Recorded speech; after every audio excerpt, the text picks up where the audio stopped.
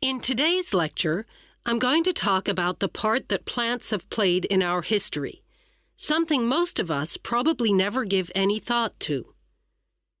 Flowers began changing the way the world looked almost as soon as they appeared on Earth, about 130 million years ago. Without those flowering plants, it's likely we wouldn't be here. They are fundamental to our existence, forming a vital part of our food supplies.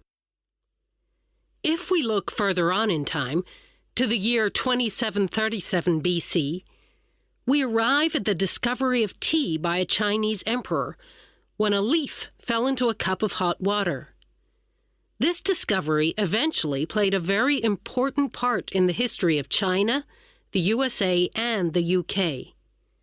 For Britain, when demand for tea was high, there were financial implications when a Chinese emperor declared that it could only be bought with silver, which they were then forced to find overseas.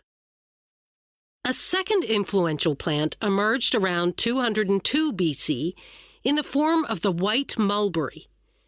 It became extremely sought after, and it remained so until 220 AD, because white mulberries provide food for the worm that creates silk. This luxurious material was responsible for establishing extremely valuable trade routes.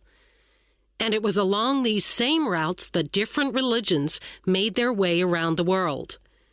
But unfortunately, they also caused the spread of previously unknown diseases, as well as weapons of war such as gunpowder. Finally, moving into more recent history, we come to the 16th century and the potato. It originated in Central America, but it was the Spanish who introduced it to the European diet. There, it quickly became popular because not only did it cost little to grow, but it was also a food source that was rich in vitamins. So much so that its arrival has been credited with ridding Britain of a disease known as scurvy. However, it is perhaps more famous now for the potato famines of the mid-1800s in Ireland. The Irish people were so dependent on the crop that its widespread failure over this period caused the deaths of over 1 million people and the emigration of a further 1 million to mainland Britain, Canada, and the US.